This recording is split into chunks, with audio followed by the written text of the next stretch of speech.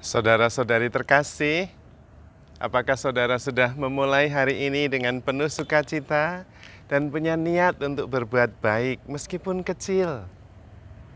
Semoga Tuhan memberkati niat baik saudara. Kalau saya mengatakan bahwa dunia ini penuh dengan perselisihan, pertengkaran, beda pendapat, sakit hati, peperangan, mungkin sebagian di antara kita akan mengatakan, itu klasik Romo, memang sudah begitu. Meskipun itu klasik, meskipun itu klise, tetapi tidak mengurangi kebenaran. Bahwa hidup itu penuh dengan pertengkaran, perselisihan, perebutan, iri hati. Apakah bisa hidup itu damai, tenang, penuh persaudaraan, penuh cinta kasih, saling memperhatikan? Bisa. Caranya bagaimana? Nah, itu soalnya. Caranya adalah mengetahui apa sebetulnya yang menyebabkan kita itu berselisih, bertengkar, berebutan. Itu yang penting. Menurut penelitian, para ahli mengatakan bahwa kenapa kita berebut, berselisih? Karena sebetulnya kita itu survival kita terancam. Kelangsungan hidup kita itu terancam. Kita percaya bahwa kesehatan, keselamatan, kehidupan kita itu terancam. Maka kemudian kita berebut, mencoba bertahan hidup. Defense mekanisme pertahanannya adalah dengan berebut, dengan bertengkar, dengan berusaha supaya saya kebagian. Kalau yang lain tidak kebagian, ya sudah, namanya ini masalah survival, hidup mati. Dan yang kedua sebabnya adalah merasa bahwa saya itu terpisah dengan yang lain. Dan yang lain adalah saingan. Maka bersaing, berantem, berebut untuk survive. Itu katanya. Pada waktu kritis untuk pertahanan hidup, moralitas itu turun drastis. Lalu bagaimana supaya bisa tenang? Bagaimana seandainya hidup kita itu akan berlangsung selama-lamanya, tidak akan mati lagi. Dan kita ini adalah satu sama lain. Nah, itu kemudian akan mengubah sikap kita secara total, drastis, revolusioner. Nah, kalau hidup ini aman, damai, sejahtera, akan berlangsung selama-lamanya, ngapain berebut? Kita akan hidup selamanya. Persoalannya adalah kita tidak percaya bahwa hidup kita itu akan berlangsung selama-lamanya. Hidup kita itu kekal. Bahwa kita itu selain badan juga ada roh yang tidak akan binasa. Apalagi karena Tuhan sudah mengalahkan kematian dan mengaruniakan kehidupan kekal. Maka sakit ya tidak takut lagi. Karena kematian pun tidak takut, karena kematian bukan akhir, melainkan awal kehidupan yang lebih bahagia. Persoalannya justru itu, karena kita tidak percaya. Tidak percaya bahwa hidup kita itu akan berlangsung selamanya. Derita dan kematian itu bukan akhir hidup, melainkan awal kehidupan yang sempurna, mulia, dan kudus. Yang sering terjadi adalah kita tidak percaya, hidup dalam ilusi bahwa suatu ketika kita itu akan menua, lalu berusaha supaya tidak tua-tua. Kalau menua itu lalu nanti mati, sakit terus mati. Dan itu yang menjadi sumber ketakutan. Kalau bisa itu sehat, kalau bisa itu hidup terus di dunia ini, tapi tidak tua-tua, ya nggak bisa, itu ilusi. Lalu kalau bisa berdoa itu nanti kalau bisa sehat terus, lalu tiba-tiba kalau mau diambil begitu saja. Itu menganggap bahwa penyakit dan kematian itu negatif. Yesus sudah mengubahnya. Yesus sudah mengubah penderitaan bukan negatif sebagai kesempatan, tetapi sebagai kesempatan untuk mengungkapkan cinta yang tanpa batas. Lalu jadi positif. Sehingga tidak khawatir menderita lagi. Kalau toh menderita diterima, wajar kita menghindari penderitaan. Tetapi kalau tidak bisa dihindari, diterima sebagai kesempatan mengungkapkan cinta yang tanpa batas. Tidak takut juga mati, karena mati adalah awal kehidupan yang mulia, bahagia, kekal selamanya. Bebas dari penderitaan. Karena Tuhan sudah mengalahkan kematian. Nah, kalau caranya seperti itu, maka kita tidak berebut. Tidak khawatir, tidak kebagian. Tidak khawatir harus survive. Karena sudah pasti kita ini akan hidup, malah hidup dalam kemuliaan.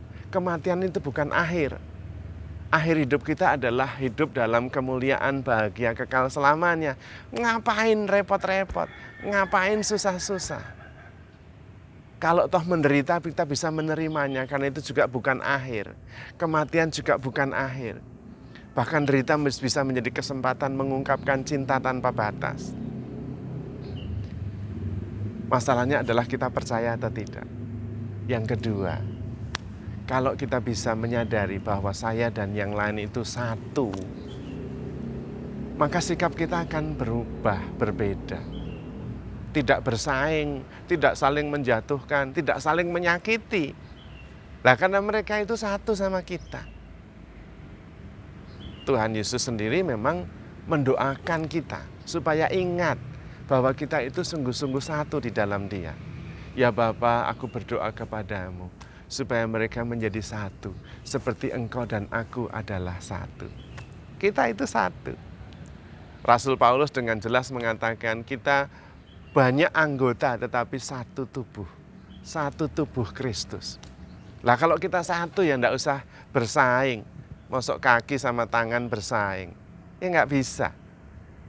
Karena itu Tuhan Yesus mengatakan begini, apapun yang kamu harapkan orang lain melakukan kepadamu, lakukanlah itu. Karena melakukan kepada orang lain itu sama saja melakukan kepada diri sendiri. Dalam teks lain Tuhan Yesus mengatakan, cintailah sesamamu seperti dirimu sendiri. Loh, kita itu satu. Ngapain bersaing, ngapain berantem? Justru malah kita bisa bersikap positif. Persoalannya, kita itu tidak merasa satu. Bahkan suami istri yang seharusnya satu, nggak merasa satu. Bahkan suami istri pun ada yang bersaing. Rasanya nggak ikhlas kalau pasangannya itu seneng.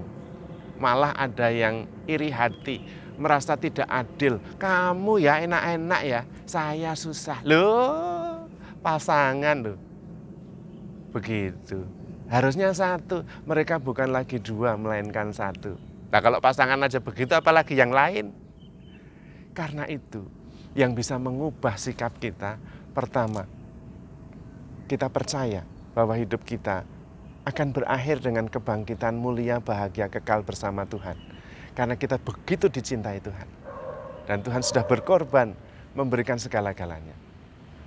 Maka itu bisa mengubah segala-galanya. Yang kedua, menyadari bahwa orang lain dan saya itu satu.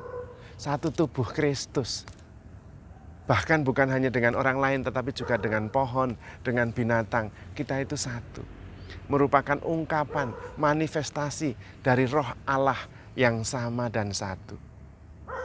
Dan karena itu kita tidak perlu berkelahi, berantem, tetapi memperlakukan yang lain dengan rasa hormat dan cinta, seperti kita memperlakukan diri kita sendiri. Tuhan sebetulnya sangat revolusioner. Cara Tuhan menyelamatkan kita itu dengan menghapuskan penderitaan dan kematian yang selalu membayangi hidup kita. Membuat kita kemudian tidak bisa bebas mengungkapkan cinta kita. Karena dibayang-bayangi oleh rasa takut, tidak bisa survive. Masalah hidup mati, jadi kemudian kita berebut, bahkan kadang-kadang berkelahi, saling membinasakan bahkan. Dan itu ada dalam sejarah umat manusia, berbagai macam jenis perang. Bahkan sampai sekarang pun Rusia dan Ukraina masih perang. Loh, gitu. survival reason, defense mechanism. Dan Tuhan dengan sangat jelas mengatakan, jangan khawatir, jangan gelisah hatimu. Dan Tuhan kemudian mengalahkan kematian, memeluk penderitaan sebagai tanda cinta, mengaruniakan kehidupan bahagia kekal. Sebab kita tidak takut lagi dan kemudian tidak dibayang-bayangi oleh maut. Dan kemudian Tuhan mengatakan bahwa kita semua adalah satu, bahkan mendoakannya supaya kita makin satu. Sehingga dengan yang lain tidak bersaing, tidak saling menyakiti ya. Menyakiti orang lain ya menyakiti diri sendiri. Bahkan kita diminta mencintai sesama kita sebagaimana kita mencintai diri kita sendiri. Apa yang kita harapkan? Orang lain memperlakukan kita, demikianlah kita perlakukan orang lain. Supaya kita merasa satu, saling mendukung, saling membesarkan hati, saling menemani. Dan Tuhan sudah menunjukkannya, bukan hanya dengan kata-kata, tetapi dengan tindakan. Immanuel, Tuhan menyertai kita, Tuhan sangat mengasihi kita. Maka, handle yourself with care, because you are loved. Tuhan memberkati.